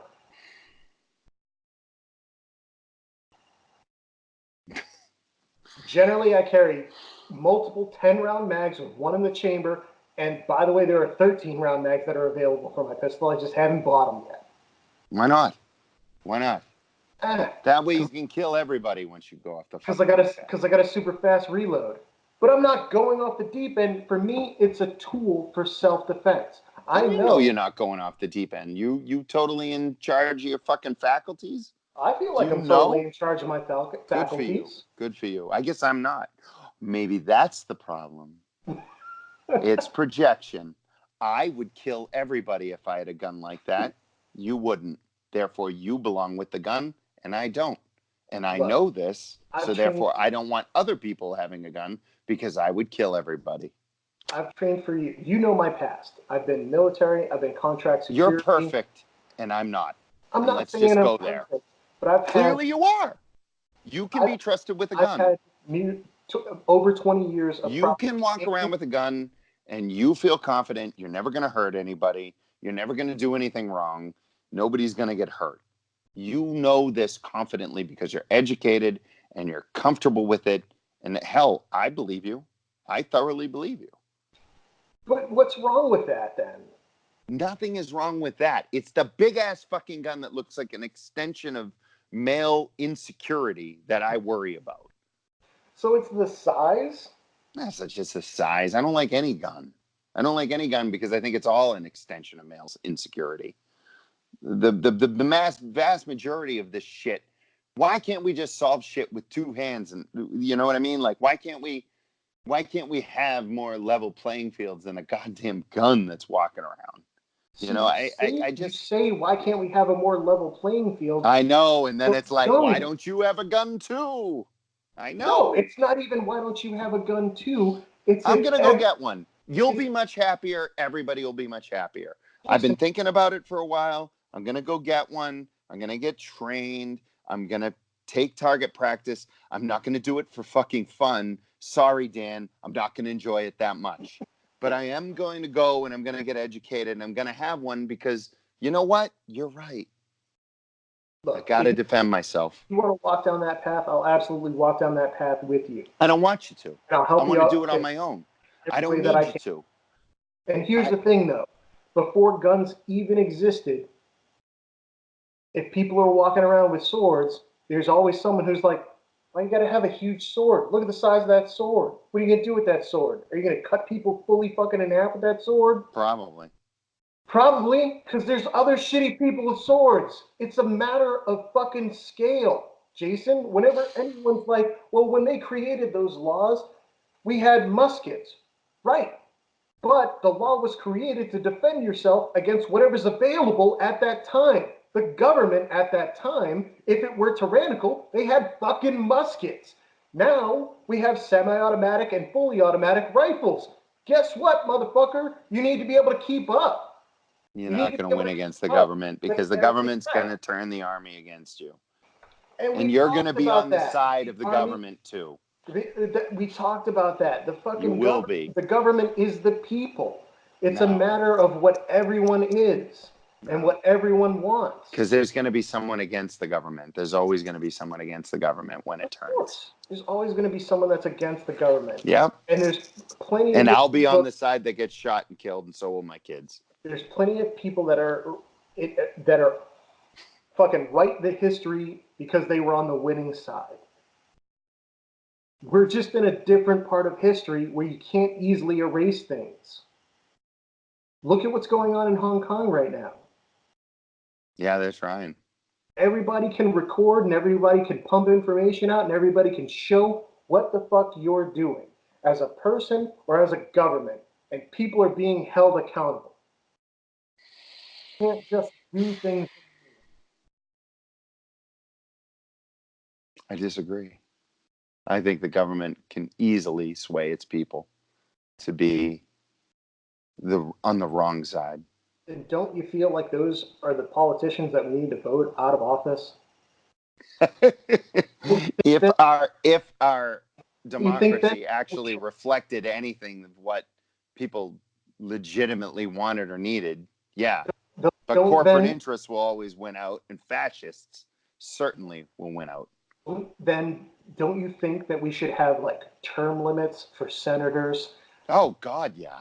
Like presidents, you're only allowed to serve 2 fucking terms of 4 years. Absolutely. Absolutely. Who was that fucking senator that had been around since the goddamn Strom Thurmond, since the goddamn KKK days? Well, he was like, I really don't think those darkies should be sharing the same water fountain as us, and they're still making fucking policy. What was it, fucking 4 years ago he died? Yeah, it wasn't long ago. Let's say that anyway. And he was he was a fucking active senator until the day he died. It's like, why are we allowing that kind of thing? Yeah. Culture changes, ideas change. We need the fluidity to be able to do that. And if everyone in the United States... History repeats itself over and over again. If everyone in the United States were like, you know what? Luckily, we'll all be killed by an asteroid before too long, or climate change, so it won't matter. You know what?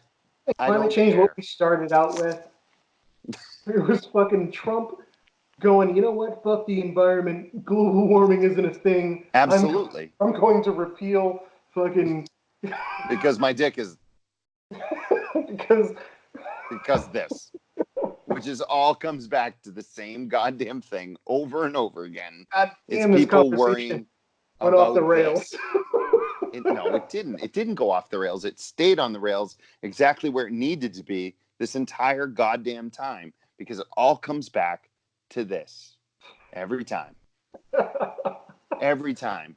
Men care so much about their goddamn fertility and their goddamn virility and their goddamn penis size that they need to be able to